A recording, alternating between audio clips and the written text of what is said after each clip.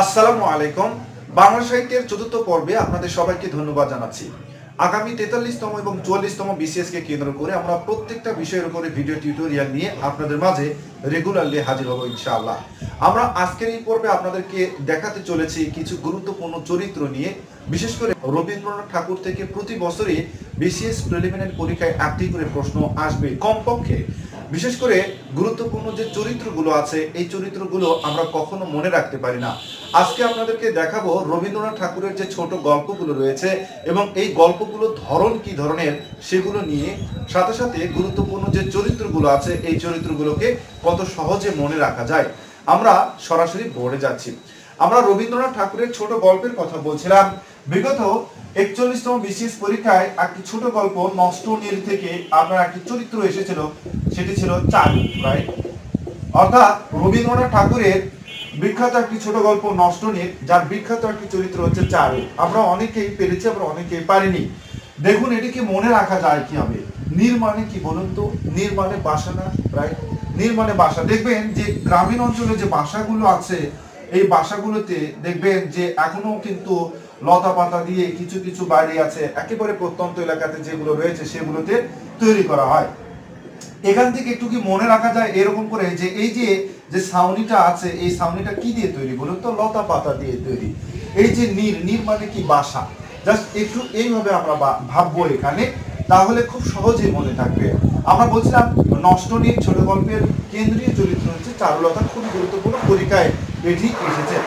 এরপরে আরো একটি গুরুত্বপূর্ণ ছোট গল্প হচ্ছে ল্যাবরেটরি। আমরা বলছিলাম ল্যাবরেটরির কথা, ল্যাবরেটরি। রবীন্দ্রনাথ ঠাকুরের সর্বশেষ ছোট গল্প হিসেবে মনে করা হয় ল্যাবরেটরিকে। এই ল্যাবরেটরি ছিল হচ্ছে 3 নম্বর গল্প, অর্থাৎ রবীন্দ্রনাথের যে তিনটিকে নিয়ে একটি আলাদা নামকরণ করা হয়েছে ছোট গল্প নামে। এই তিনটি ছোট গল্পের সর্বশেষ যে ছোট গল্প সেটি হচ্ছে ল্যাবরেটরি। এই ল্যাবরেটরি গল্পের মধ্যে চরিত্র ছিল হচ্ছে সোহিনী, এবং আমরা বলছিলাম সোহিনী ও নন্দকিশোর। এটিকে আপনি মনে রাখবেন কি হবে, এটি কিন্তু আগামী বিসিএস পরীক্ষার জন্য গুরুত্বপূর্ণ। তাহলে ল্যাবরেটরি ছোট গল্পের মূল যে চরিত্র সেটি হচ্ছে নন্দকিশোর এবং আরো একটি চরিত্র হচ্ছে সোহিনী। এই দুটি কিন্তু গুরুত্বপূর্ণ চরিত্র, পরীক্ষায় প্রশ্ন আসে। কথা আমার এটি না, কথা হচ্ছে পরীক্ষায় যে মনে থাকবে কিনা। আমরা সকালবেলা পড়ি, সকালবেলা ভুলে যাই, আবার পরদিন সকালবেলা যেও মনে রাখতে পারি না। আমরা এভাবে পড়বো না, পড়ার ভিতরে কিছুটা কৌশল নিয়ে আসবো যেন আজীবনের জন্য মনে থাকে। দেখুন তো আমরা বললাম নষ্ট নীল, নীল মানে বাসা। বাসা অনেক সময় লতা পাতা দিয়ে তৈরি করা হয়। ঠিক কিভাবে আমরা এটিকে কি ভাবতে পারি, এভাবে দেখুন তো ল্যাবরেটরিতে কি করা হয় বলুন তো? ল্যাবরেটরিতে অনেক সময় ছেলে মেয়েরা বিভিন্ন ধরনের উপকরণ নিয়ে পরীক্ষা করে থাকে, রাইট? এখানে নন্দকিশোর, দেখবেন যে কিছু স্টুডেন্ট আছে যারা নন্দকিশোরের মতো কোনো পরীক্ষা না করে পরীক্ষায় কিন্তু বিশ্ববিদ্যালয় শিক্ষকদের কাছ থেকে ভালো মার্ক অর্জন করে তারা বিভিন্ন জায়গায় প্রতিষ্ঠিত হওয়ার সক্ষমতা অর্জন করে, রাইট? তাদেরকে আমরা নন্দকিশোর হিসেবে আমরা ধারণা করলাম। সাথে সাথে সোহিনীকে আপনি মোহিনী হিসেবে মনে রাখতে পারেন। আমরা বলছিলাম মোহিনী।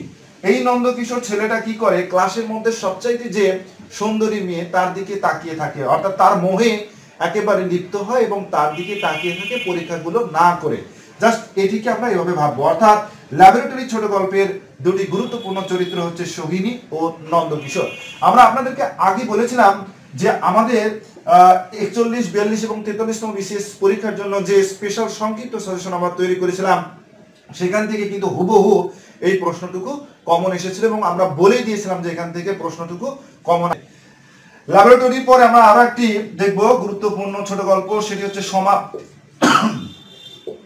সমাপ্তি ছোট গল্পের একটি গুরুত্বপূর্ণ চরিত্র হচ্ছে মৃন্ময়ী। এটিকে মনে রাখবো কিভাবে দেখুন তো? সমাপ্তি মানে কি? সমাপ্তি মানে হচ্ছে শেষ, রাইট?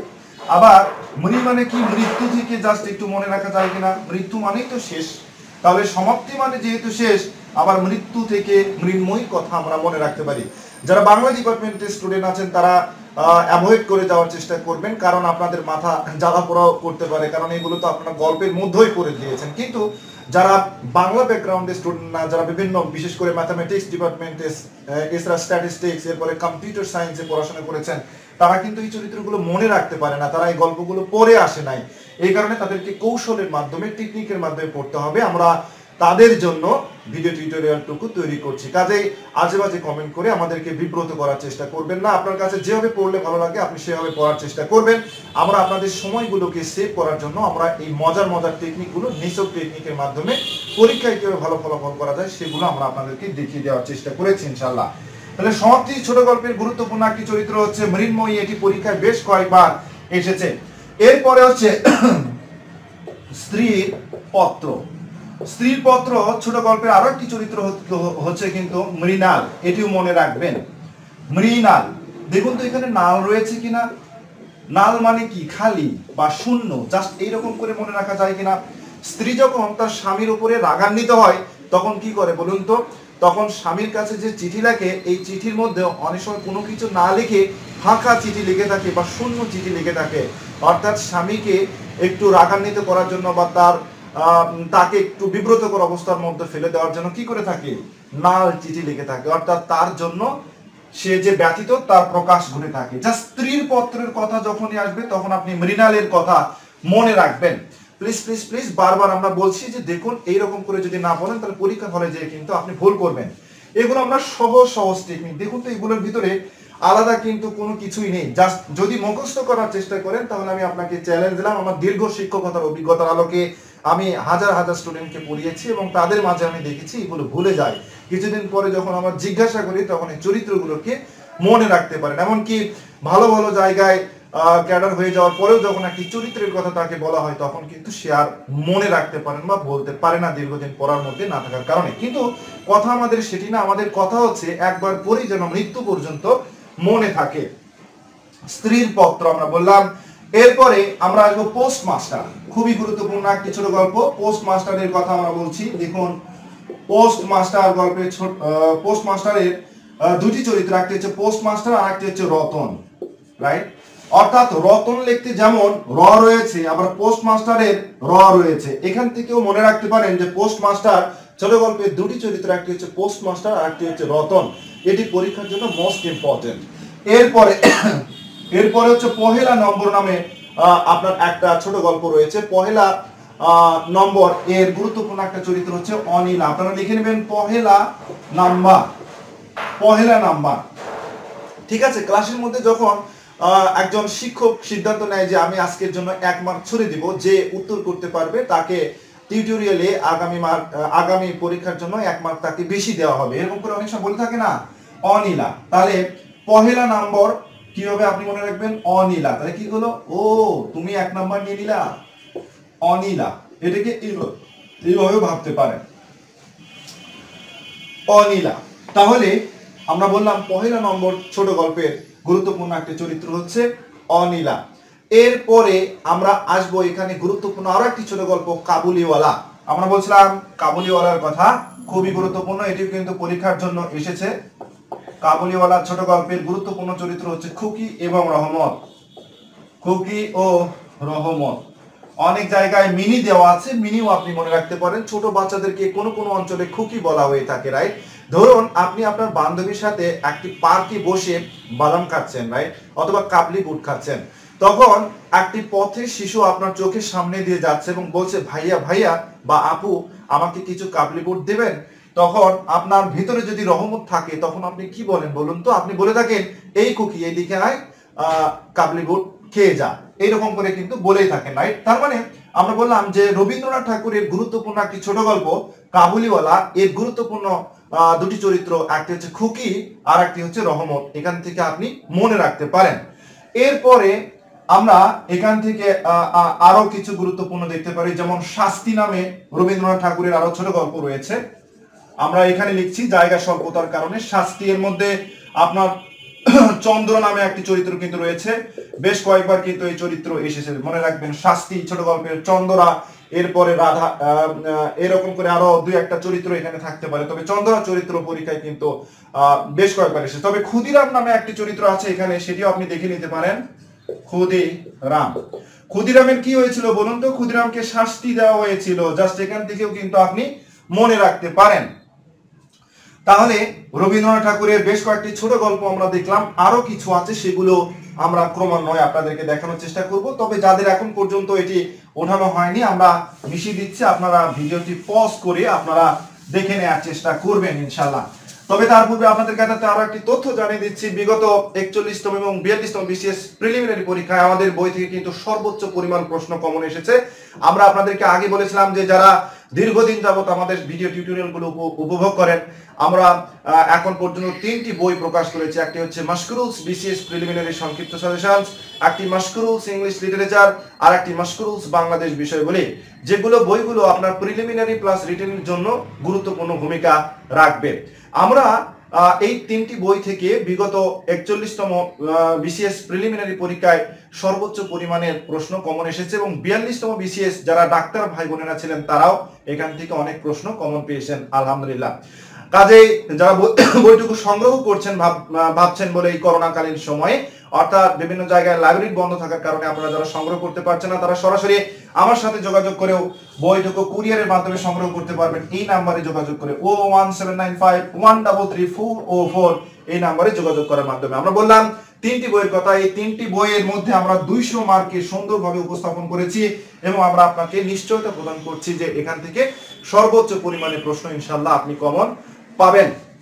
শুধু তাই নয়, রিটেন পরীক্ষায় আপনি কিভাবে গ্রাফিক্যালি ডেটাগুলো উপস্থাপন করবেন, কিভাবে তথ্য সূত্রগুলো লিখবেন সেগুলো আমরা দিয়েছি, কিভাবে ইংরেজিতে কোটেশনগুলো লিখবেন, কিভাবে বিভিন্ন পত্রিকার তথ্য সূত্রগুলো আপনি কালেক্ট করবেন সেগুলো আমরা এখানে দিয়েছি। শুধু তাই নয়, সাথে সাথে গুরুত্বপূর্ণ সমীক্ষার রিপোর্ট, জাতীয় বাজেট তথ্য সহ আমরা এগুলোকে ডেটা আকারে আপনাদের সামনে তুলে ধরেছি এবং যেগুলো পরীক্ষার ক্ষেত্রে গুরুত্বপূর্ণ মার্ক বহন করার ক্ষেত্রে গুরুত্বপূর্ণ ভূমিকা রাখতে পারে। যারা আমাদের প্রকাশিত প্রত্যেকটি বই সংগ্রহ করতে চান তারা সরাসরি আমার সাথে এই নাম্বারে যোগাযোগ করার চেষ্টা করবেন। এই করোনাকালীন সময় সারা বাংলাদেশের প্রত্যেকটি জায়গায় আমরা কুরিয়ার সার্ভিসের মাধ্যমে বইগুলো পাঠিয়ে থাকি। অনেকেই জিজ্ঞাসা করেছেন যে স্যার করোনাকালীন সময়ে কুরিয়ার চলছে কিনা। আমরা কুরিয়ার সারা বাংলাদেশের যে কোনো জায়গায় করোনাকালীন সময়েও পাঠাতে পারি। আমরা যে কোনো জায়গায় পাঠাচ্ছি শুধুমাত্র আপনাদের স্বার্থে। যাই হোক, যারা বইটুকু সংগ্রহ করবেন সরাসরি আমার সাথে যোগাযোগ করবেন এই নাম্বারে যোগাযোগ করার মাধ্যমে।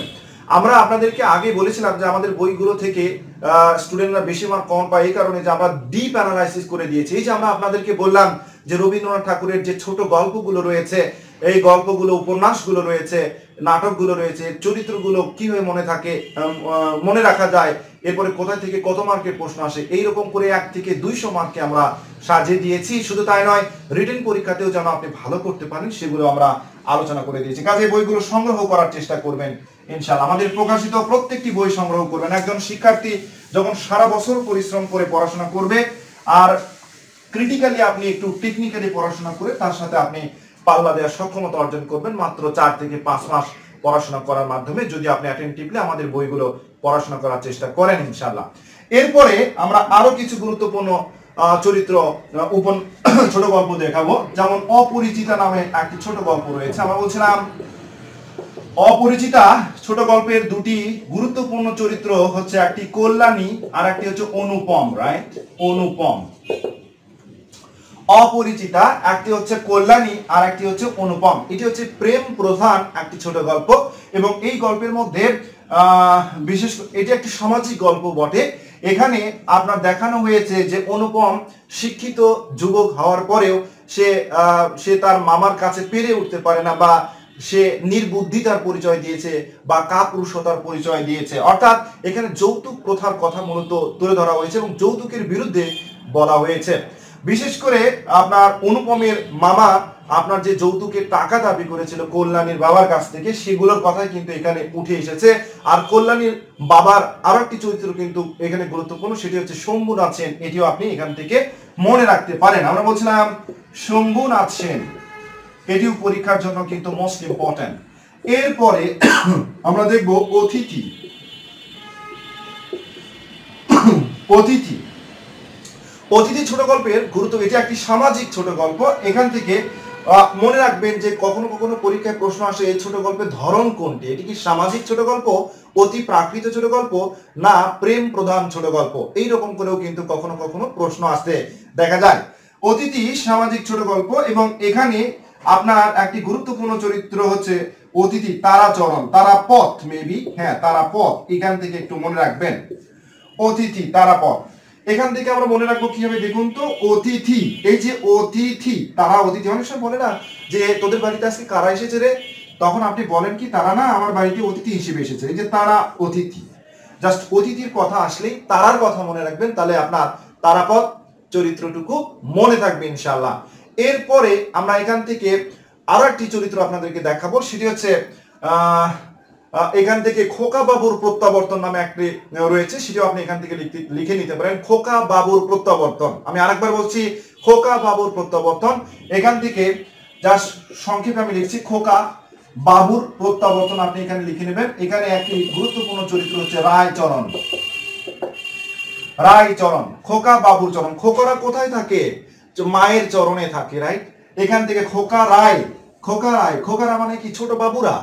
ছোট বাবুরা কি করে? মায়ের চরণে থাকে সবসময়, খোকা রায় চরণ। এখান থেকে অর্থাৎ খোকা রাম, খোকা বাবুর প্রত্যাবর্তন ছোট গল্পের গুরুত্বপূর্ণ চরিত্র হচ্ছে রায়চরণ। অনেকে বলে থাকেন যে স্যার এই টেকনিক গুলো মনে রাখার জন্য আবার অন্য কোনো টেকনিক আছে কিনা। এগুলো তো টেকনিক না, জাস্ট সিম্পল একটু স্ট্র্যাটেজি দেখিয়ে দেওয়ার চেষ্টা করলাম, একটু টেকনিক দেখিয়ে দেওয়ার চেষ্টা করলাম যে প্রশ্ন থেকে কিভাবে উত্তর বের করে নিয়ে আসা যায়।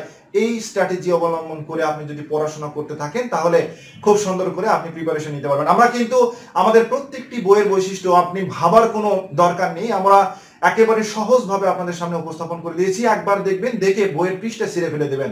আমরা বলেছিলাম যে দেখুন এইরকম করে যে বইগুলো আছে, এরকম করে বইয়ের পৃষ্ঠাগুলো ছিঁড়ে ফেলে দেবেন আর একবারে আপনি পড়ে মাথায় নিয়ে নেবেন। অনেকেই হাস্যকর মনে হতে পারে, কিন্তু এগুলো সবই সম্ভব। তাহলে রায়চরণ এখান থেকে আপনি মনে রাখতে পারেন। প্রায় আসতে দেখা যায় এক রাত্রি নামে। মনে রাখবেন, এক রাত্রি ছোট গল্পের গুরুত্বপূর্ণ একটি চরিত্র হচ্ছে সুরবালা।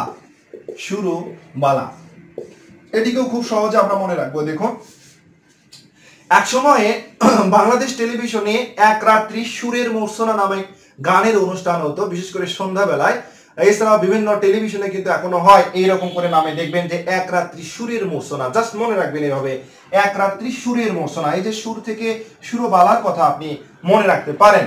এক রাত্রি, এটি একটি প্রেম প্রধান ছোট গল্প, যার গুরুত্বপূর্ণ চরিত্র হচ্ছে সুরবালা। এরপরে আপনার জীবিত ও মৃত নামক আপনার একটি গুরুত্বপূর্ণ চরিত্র রয়েছে। জীবিত ও মৃত। জীবিত ও মৃত ছোট গল্পের এটি কিন্তু অতি প্রাকৃত গল্প। এটি কিন্তু বেশ কয়েকবার এসেছে, মনে রাখবেন, অতি প্রাকৃত ছোট গল্প। অতি প্রাকৃত ছোট গল্প, জীবিত ও মৃত। এখানে গুরুত্বপূর্ণ একটি চরিত্র হচ্ছে কাদম্বিনী। এই চরিত্রটুকু আপনি মনে রাখবেন। আমরা বলছিলাম কাদম্বিনীর কথা। কাদম্বিনীর কিন্তু মেঘমালা, যার অর্থ আপনাদের মধ্যে অনেকেই জানেন। মেঘমালার কিন্তু বেশ কয়েকটা সিনোনিম বা সমার্থবোধক শব্দ বেশ কয়েকবার পরীক্ষায় এসেছে। এছাড়া ঢেউয়ের সমার্থবোধক শব্দ কিন্তু বেশ কয়েকবার এসে দেখবেন যে উর্মি, তরঙ্গ, লহর, বিচি, কল্লোল, হিল্লোল, উল্লল, এরকম করে যে ঢেউয়ের সমার্থবোধক শব্দগুলো আছে সেখান থেকে আপনি দেখে নিতে পারেন। কাদম্বিনী শব্দের অর্থ কিন্তু আবার মেঘমালা, সেটির সাথে আপনার যেন মিশে না যায়। তাহলে কাদম্বিনীর একটা গুরুত্বপূর্ণ কোটেশন কিন্তু পরীক্ষায় এসেছিল যে কাদম্বিনী মরিয়া প্রমাণ করিল সে মরে নাই। এখান থেকে অর্থাৎ জীবিত এবং মৃত ছোট গল্পের গুরুত্বপূর্ণ চরিত্র কাদম্বিনী, এখান থেকে আপনি মনে রাখতে পারেন। সাথে সাথে মনে রাখবেন এই গুরুত্বপূর্ণ কোটেশনটুকুকে, যেটি জীবিত ও মৃত ছোট গল্প থেকে চয়ন করা হয়েছে। জীবিত ও মৃত, তাহলে আমরা জীবিত ও মৃত দেখলাম। এরপরে আমরা এখানে দেখাবো নষ্ট নীর, আমরা বলে দিয়েছি। হ্যাঁ, আমরা বলছিলাম নামঞ্জুরের কথা। নামঞ্জুর, নামঞ্জুরের মধ্যে কিন্তু আপনার গুরুত্বপূর্ণ চরিত্র রয়েছে, দেখবেন যে গিরিবালা। গিরিবালা, রাইট? নামঞ্জুরের মধ্যে কি রয়েছে বলুন তো? গিরিবালা একটি গুরুত্বপূর্ণ চরিত্র রয়েছে। নামঞ্জুর মানে কি? মঞ্জুর করা হয়নি। স্ত্রী অনেক সময় স্বামীর কাছে আবদার করে না, তুমি আমার জন্য একটু বালা কিনে দিবে। এই যে বালা থেকে জাস্ট একটু মনে রাখবেন নামঞ্জুর। তখন স্বামী কি করলো, যে টাকা পয়সা হাতে শর্ট, তোমার জন্য আবার কিসের বালা কিনে দেব এই মুহূর্তে। এই যে বালা থেকে জাস্ট একটু তখন স্বামী কি করে, নামঞ্জুর করে দিল স্ত্রীর আবদারটুকুকে। জাস্ট একটু এইভাবে এরকম করে মনে করে দিল, জাস্ট এইভাবে এরকম করে আপনি মনে রাখতে পারেন নামঞ্জুর। Just Giribala, right? নামঞ্জুর। এরপরে আপনার গুরুত্বপূর্ণ আরো একটি ছোট গল্প হচ্ছে মধ্যবর্তনী। মধ্যবর্তনী প্লিজ আমাদের প্রত্যেকটুকু ভিডিও টিউটোরিয়াল গুলো সংগ্রহ করার চেষ্টা করবেন, প্রত্যেকটি সাথে সাথে আমাদের প্রকাশিত প্রত্যেকটি বই সংগ্রহ করার চেষ্টা করবেন। আমরা আপনাকে চ্যালেঞ্জ দিলাম, আপনি খুব অল্প সময়ের মধ্যে একজন শিক্ষার্থী যখন বছরের পর বছর পড়াশোনা করবে তারপরে কাঙ্ক্ষিত ফলাফল অর্জন করতে সক্ষম হবেন না, তখন আপনি মাত্র 3 থেকে 4 মাস বা 5 থেকে 6 মাসের মধ্যে আমাদের প্রকাশিত বইগুলো সংগ্রহ করে খুব অল্প সময়ের মধ্যে তাদের সাথে প্রতিযোগিতায় আপনি টিকে থাকতে পারবেন ইনশাআল্লাহ। আমরা ঠিক সেভাবে বইগুলো রচনা করেছি এবং মার্ক বাই মার্ক আমরা এগুলো আলোচনা করেছি। মধ্যবর্তনী ছোট গল্পের গুরুত্বপূর্ণ চরিত্র একটি হর সুন্দরী। আচ্ছা, এদিকে আমরা মিশিয়ে দিলাম বর্তনী। অনেকেই জানেন সমান্তরাল বর্তনী, এরপরে হচ্ছে সিরিজ বর্তনী আছে না, জাস্ট একটু এভাবে আমরা ভেবে দেখলাম, আঁকানো হয়তো আমার ঠিক ওইভাবে হয়নি। জাস্ট মনে করেন এটি একটি কি বর্তনী, রাইট? এই বর্তনীর মধ্যে মনে করেন বর্তনী মধ্যে কি থাকে, হর সুন্দরী, সুন্দরী বউ, রাইট? অনেক সময় বউকে কি করে থাকে, চারপাশ থেকে অনেক সময় মানুষেরা ঘিরে রাখে না, জাস্ট একটু এখান থেকে ভাববেন হর সুন্দরী। আবার হর সুন্দরীর মধ্যে এখানে আরো একটি চরিত্র আছে শৈলবালা। দেখুন তো, যখন নতুন বিবাহিত স্ত্রী যখন তাকে চারপাশে ঘিরে রাখে, অর্থাৎ মধ্যবর্তনীর মধ্যে থাকে, সে কি পরে থাকে, শিলের বালা পরে থাকে। জাস্ট একটু মনে রাখবেন, শৈলবালা বা শিলের বালা। আর মধ্যবর্তনীর মধ্যে কে থাকবে, হর সুন্দরী থাকবে, অর্থাৎ সুন্দরী বউ থাকবে। জাস্ট একটু এইভাবে আপনি ভাবার চেষ্টা করবেন। তাছাড়া কেউ যদি মনে রাখেন যে এগুলো প্রত্যেকটা ছোট গল্প আমি পড়বো, তাহলে আপনাকে বলে দিলাম এগুলো কখনো পড়ে শেষ করে দিতে পারবেন না। এই সময়ের মধ্যে একজন দুর্বল চিত্রের স্টুডেন্ট গুলো আপনার খুব সহজে এগুলো প্রিপারেশন নিয়ে আপনার চাইতে এগিয়ে যাবে, কিন্তু আপনি পড়ে যাবেন অনেক পিছিয়ে। কাজে সবগুলো পড়ার সময় নেই, আপনি একটু টেকনিক্যালি থিঙ্ক করে পড়ার চেষ্টা করতে হবে। বিশেষ করে রিটেনের সাথে যেগুলোর আবার মিল রয়েছে সেগুলো একটু ডিটেল পড়লে আপনি এখান থেকে ভালো করতে পারবেন ইনশাআল্লাহ। জি, আপনাদেরকে দেখানোর চেষ্টা করলাম গুরুত্বপূর্ণ কিছু ছোট গল্প, যেগুলো আগামী 43তম 44তম সহ আগামী বিসিএস প্রিলিমিনারি পরীক্ষার জন্য গুরুত্বপূর্ণ। সাথে সাথে আপনার এনএসআই সহ এসআই সহ বাংলাদেশের যে কোনো ধরনের প্রতিযোগিতামূলক পরীক্ষার জন্য মোস্ট ইম্পর্টেন্ট এন্ড ভাইটাল। আমরা আপনাদেরকে আরো একবার মনে করে দিচ্ছি যে আমরা আগামী 43তম 44তম বিসিএস কে সামনে রেখে প্রত্যেকটি বিষয়ের উপরে ভিত্তি করে আমরা গুরুত্বপূর্ণ ভিডিও টিউটোরিয়াল নিয়ে আপনাদের মাঝে এখন থেকে রেগুলারলি হাজির হব। আমরা বাংলা সাহিত্যের আজকের এই চতুর্থ পর্বে আলোচনা করলাম গুরুত্বপূর্ণ চরিত্র নিয়ে। এই চরিত্রগুলো যেন খুব সহজে মনে রাখা যায় সেগুলো আয়ত্ত করার জন্য দিলাম কিছু গুরুত্বপূর্ণ টেকনিক, সাথে সাথে ছোট গল্পের কি ধরনের ধরন রয়েছে সেগুলো আমরা আপনাদেরকে দেখালাম। আগামী পর্বে আমরা আরো কিছু গুরুত্বপূর্ণ তথ্য নিয়ে আপনাদের মাঝে হাজির হবো। আশা করছি সে পর্যন্ত সবাই ভালো থাকবেন, সুস্থ থাকবেন। আমাদের ভিডিও টিউটোরিয়াল গুলো যদি এতটুকু ভালো লেগে থাকে বলে আপনার কাছে মনে হয়, তাহলে একটি লাইক দিয়ে যাবেন প্লিজ। শেয়ার সাবস্ক্রাইব করার অনুরোধ জানিয়ে আগামী ভিডিও টিউটোরিয়াল দেখার আমন্ত্রণ জানিয়ে আজকের মতো এখানেই বিদায় নিচ্ছি। আল্লাহ হাফিজ।